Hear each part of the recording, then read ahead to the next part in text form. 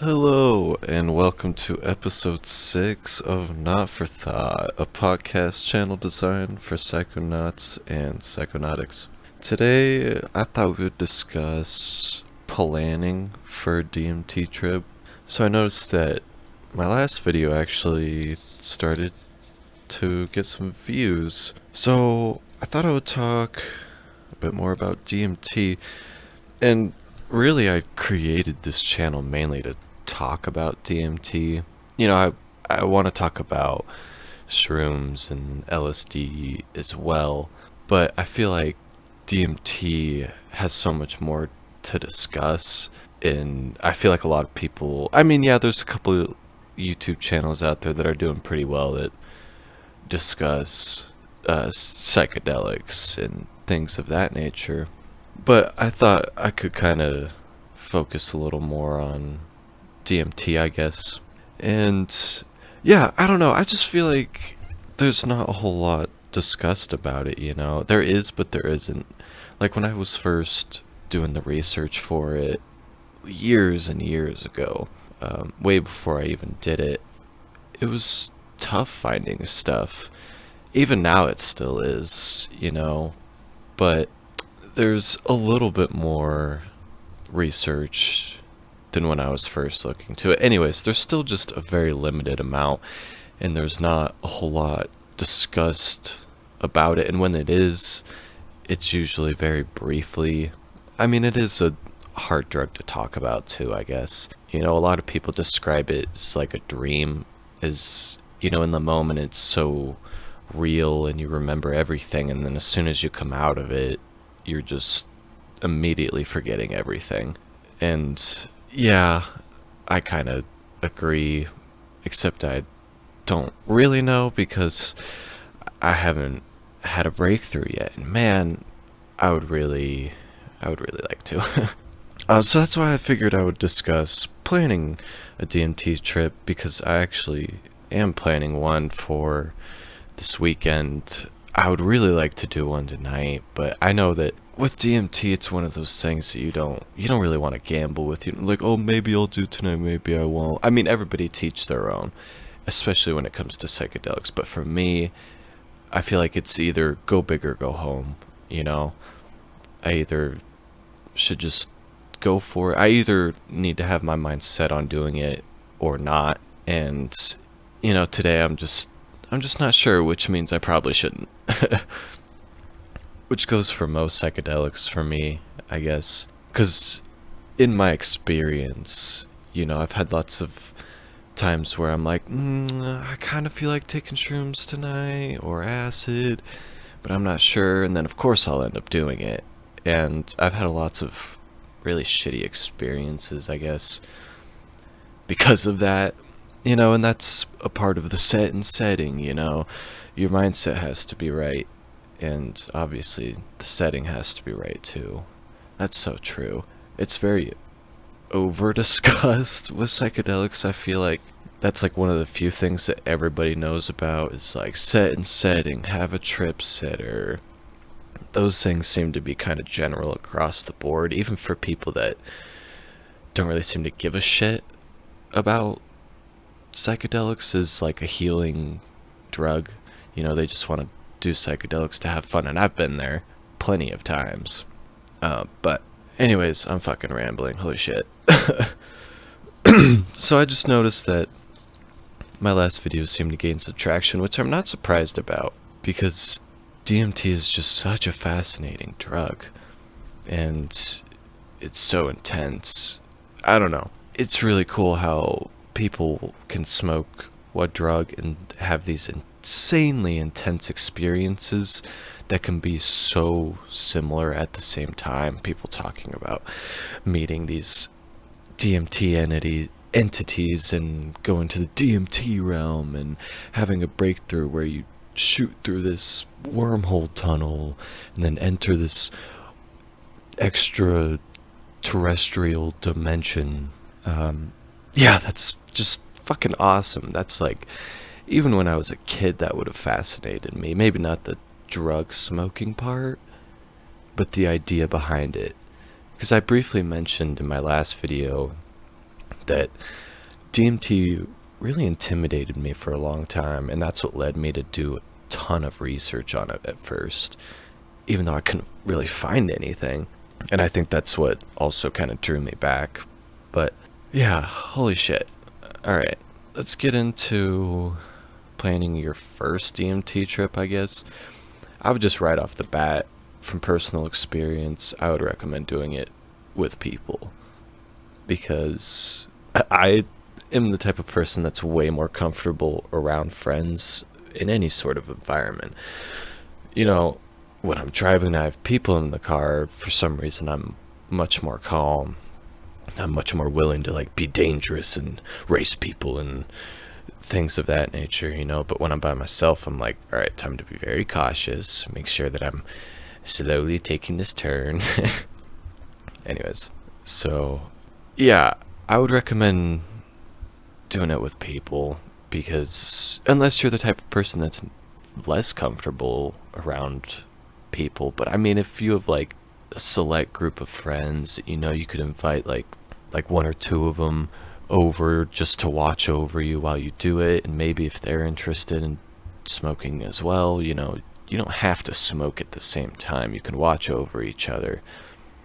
But doing it by yourself is pretty intimidating.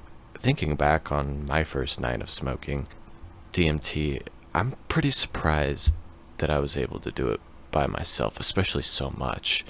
I remember at one point like shaking so much because I was so nervous, and I probably shouldn't have smoked.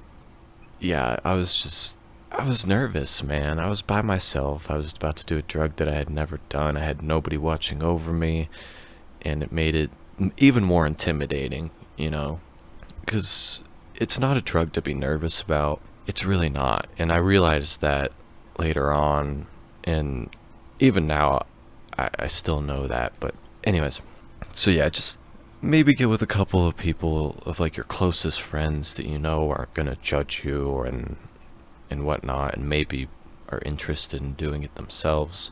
Yeah, and set up an area where you're gonna be comfortable. I would recommend just doing it in your living room. If you have a couch, your couch is gonna be your best bet, I think. I wish I had a couch, because doing it on my bed, I have to set up a little area for me to like sit it up against my wall, and it can be pretty comfortable, but it just like takes time. And at the end of the day, I think a couch is just way more comfortable and easier to set up. Yeah, get into some like PJs and light an incense and just get comfortable, man. I'd also recommend having animals around. The one thing that I didn't think about though, my first night of smoking, a little quick side rant. So I think the very first hit that I took, or like one of the first hits of DMT that I took, which was super minimal, you know, it's like I barely felt it, but I did feel it. Anyways, I had my window closed off because I just didn't want people like looking in at me and shit, even though I'm on like the third floor of my apartment building. I just know that I just didn't want to be weirded out, I guess, while I was on a pretty serious drug. I wanted to be as comfortable as possible, and I guess keeping my window completely closed off was the way to do that. Anyways, so I take a hit of DMT, and my cat runs up onto my bed, and I'm like, fuck, I don't want to blow anything into his face, let alone weed and DMT smoke, because I am using the sandwich method where you put a little bit of weed, sprinkle some DMT, throw some weed on top. I'm doing that method. And yeah, he runs up onto my bed, and I just like freak the fuck out, and I blow it upwards and away from him. But I tried to get my window open, but I had it literally closed off, and so I couldn't get it open in time. Anyways, I like totally fucked myself over. So I would definitely make sure that if you are with animals, you can blow it in a direction that's not going to be near them. I will say that if you're doing the sandwich method with weed, you're going to have a lot more smoke that you're blowing out. So just keep that in mind. If you're doing it the oil burner method and you're holding it, you honestly aren't going to blow out much smoke at all, and I realized that later on. So that's another reason to look into the oil burner method. Yeah, so it was just something that I didn't consider. I was like, I want my cat near me, because that's another thing, is that cats are known for having a lot of spiritual energy, I guess.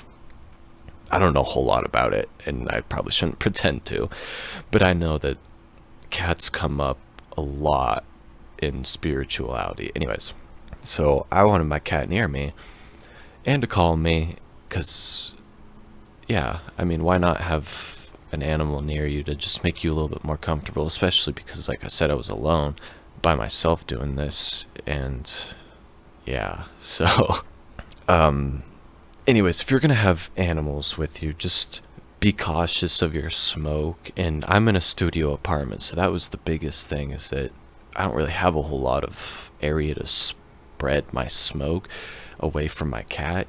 I kind of have to blow it out my window, even when I'm smoking weed, you know? So if you have a bigger area, like if you're smoking in a larger living room and you can easily just blow it upward and it's not gonna secondhand smoke anybody out, whatever you, however you say that. Yeah, you don't want your cat or other people in the room breathing in your DMT smoke. Um, so just keep that in mind, I guess. If you're gonna have animals or other people as well, you know, you don't want to be getting people high on DMT smoke, because they might not even really realize it, because it's super small amounts. It's strange. I don't even know how to explain it, but anyways, so if you're not a very spiritual person, if you smoke DMT, you probably will be. I would assume if you smoke DMT and you're still not spiritual at all, then cool, I guess. By all means, teach their own.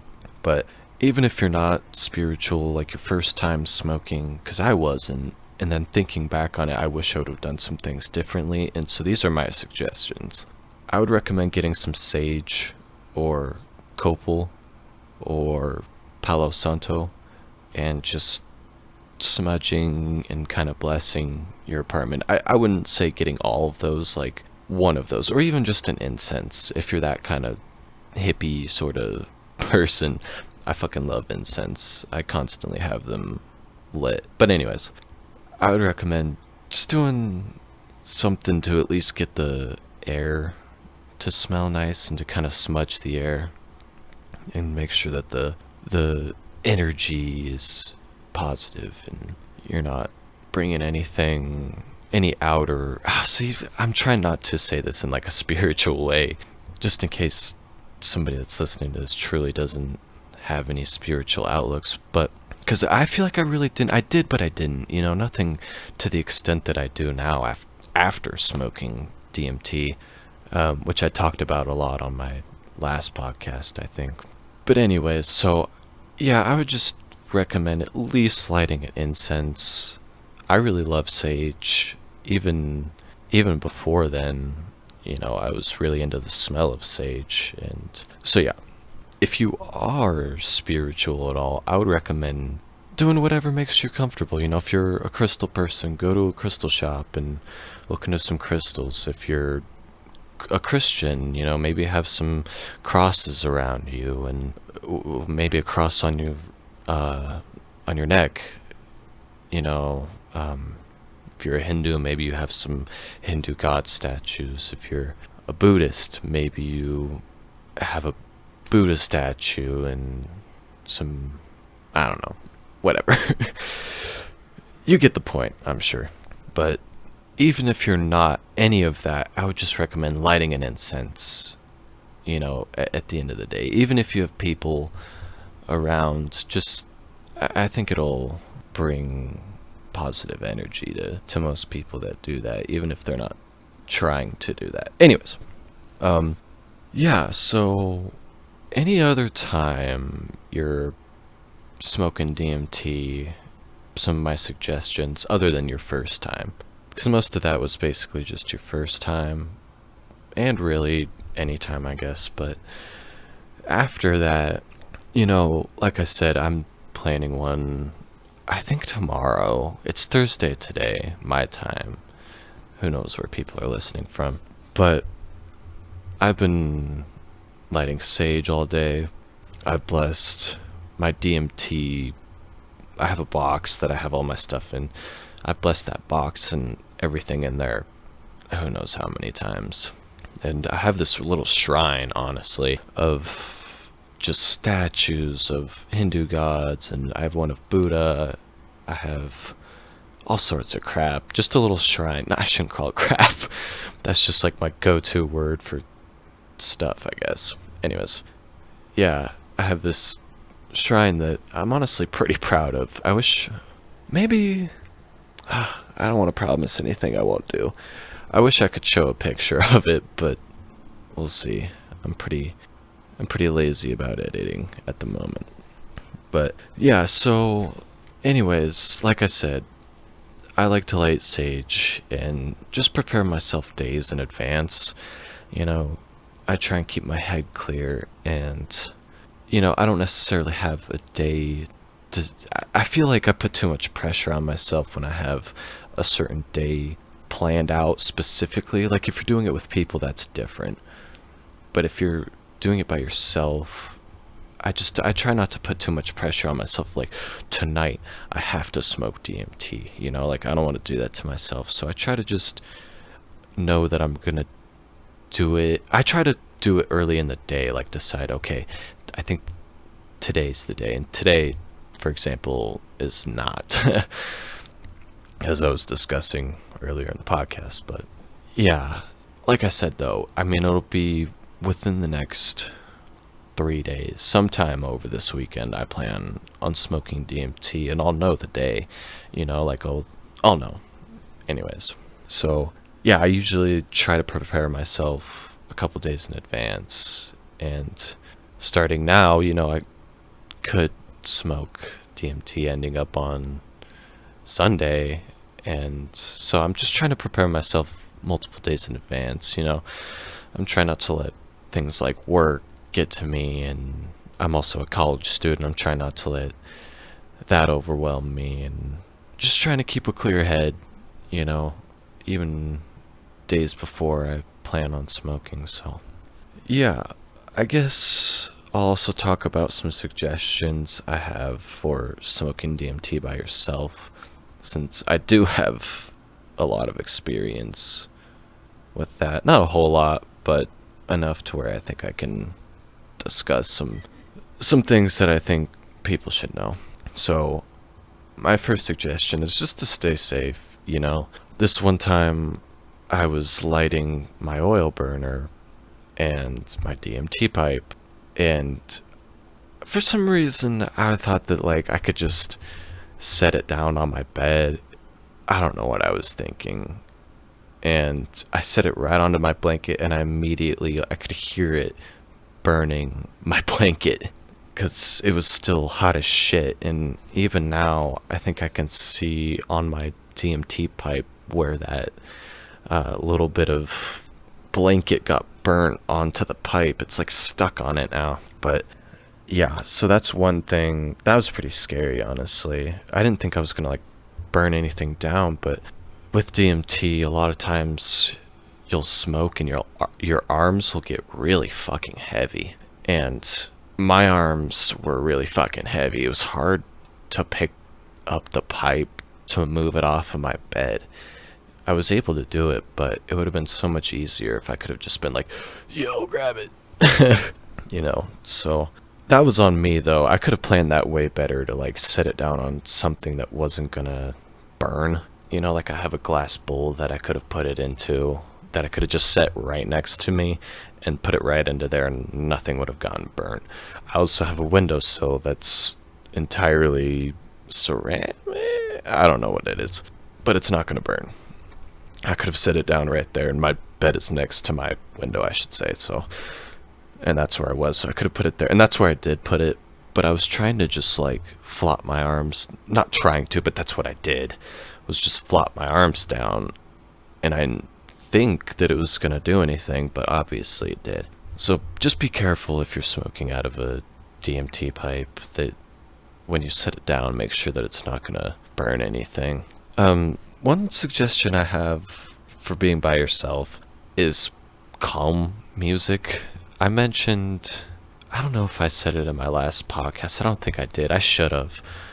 But 1200 micrograms is a band to check out because they're really fucking good when it comes to psychedelic music.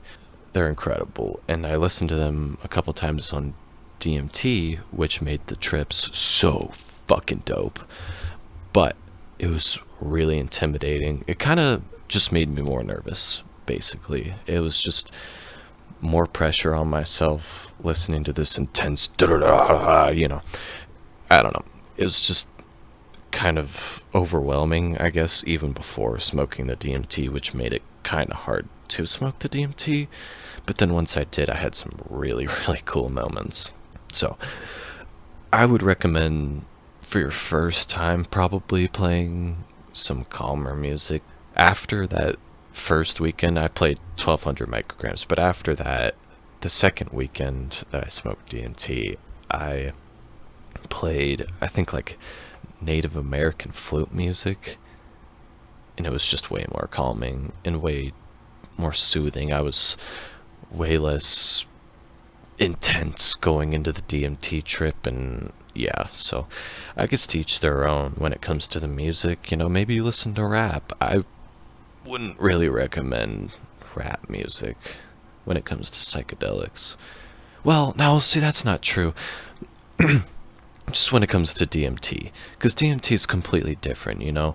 You're kind of being taken over by the molecule in a way, and listening to something that keeps you attached to your ego, I feel like isn't necessarily a good thing. Anyways, I just would recommend putting on something designed for psychedelics. You know, maybe that's Pink Floyd. I fucking love Pink Floyd. Maybe that's, I don't know, whatever. Pink Floyd would actually be really good for DMT because it's not super crazy unless you're listening to certain songs. Yeah, I would maybe be a little careful because actually listening to Pink Floyd can be kind of scary at times with certain songs. But anyways, enough about music. So I think I said this earlier. I would definitely recommend sitting on a couch when you smoke DMT, or a giant beanbag chair. I say that kind of as a joke, but at the same time, I truly think that that might be the best thing to sit in for smoking DMT. A giant beanbag chair, not like a little puny one, but like a huge one that you can truly like put your whole body into, and it feels like you're just being like hugged, you know. Anyways, I think a couch though is your next best bet.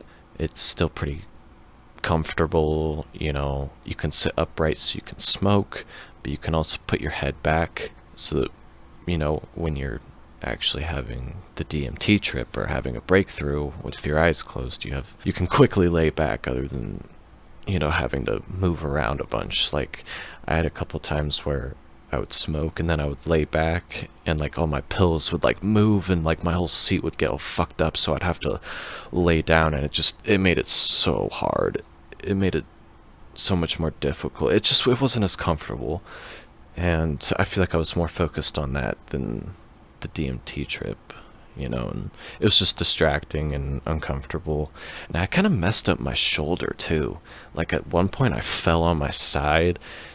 Not fell, but I like slammed onto my side, and then I was, you know, tripping on DMT, so I didn't want to fucking move. I'm more like I couldn't. But anyways, yeah, just be careful if you're gonna smoke by yourself. I would recommend calm music for your first time until you've become a little bit more experienced with DMT. And even now, I still don't think I would choose 1200 micrograms to play, because it's intense. It's really good for DMT and all psychedelics, like I said, but it's also extremely overwhelming and makes it even more intense, which can be good but can also be bad depending, you know. So anyways, stay safe, be careful of what you listen to, make sure that you're comfortable, and if you're by yourself, just make sure that the main thing is to not drop your DMT pipe or even your bong. You know, if you're doing the sandwich method, even that, be careful because, you know, you are kind of losing a sense of control over yourself. So, yeah, just be mindful of your surroundings before you go into the trip. And keep in mind that it's the spirit molecule, man. It's designed for spiritual guidance, and it truly will do that if that's what you're looking for. If you're looking for an insanely intense trip, it'll do that for you too. I've heard some people say that, like, oh, you can't just have fun with DMT, and maybe that's true, but I don't think so. I think if you're just trying to have a more intense experience than acid and shrooms, I don't think DMT is necessarily the wrong thing to be doing. This is totally opinionated. But I don't know, I've just heard some people say that, like, oh, DMT is not a drug to just, like, have a really fun time with. And yeah, that's true because, I mean, you're not really doing anything. You're sitting in a spot. I mean, yeah, you're doing a lot, but physically you're not moving. And yeah, I don't know.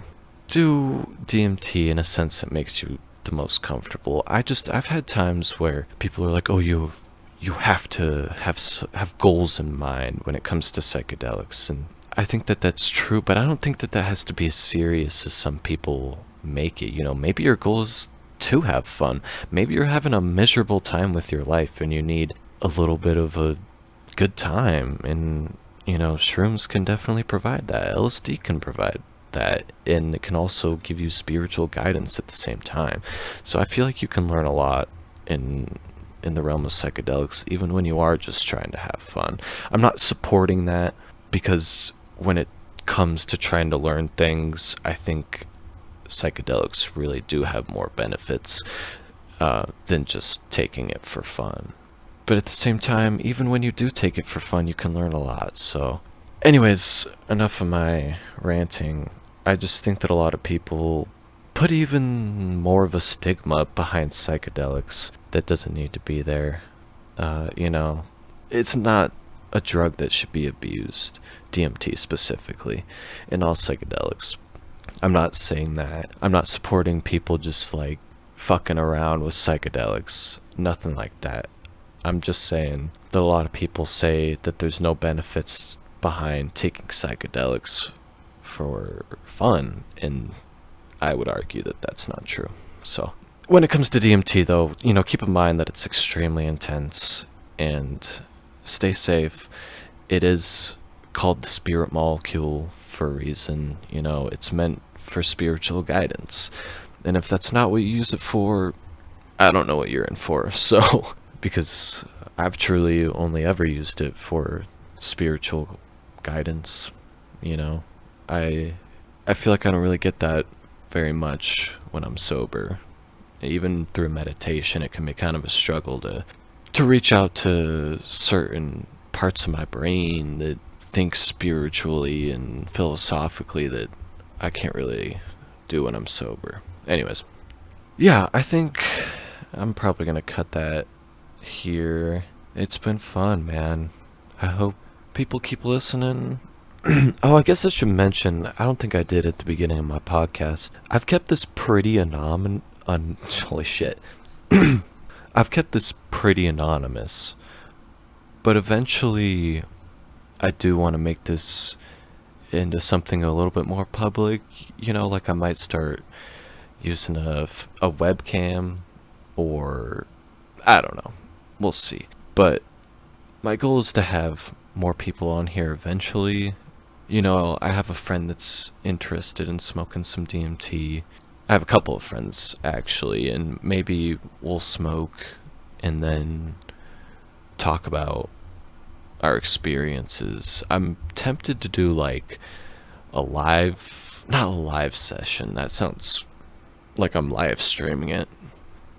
Not like a live smoke session, but just like hey, this is episode blah blah blah, and today I'm gonna be smoking DMT, and then like talk about right now I'm doing this, and just kind of walk you through my steps right before I'm smoking it. And and then cut it out, do the smoke session, and then immediately talk about it. Or I might just do my thing and record it immediately after on my phone and then discuss it at another time. Who knows?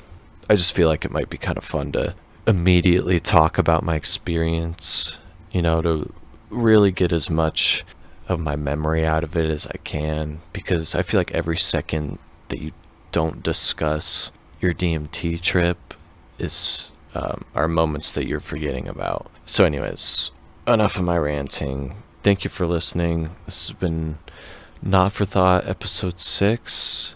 Have a nice day.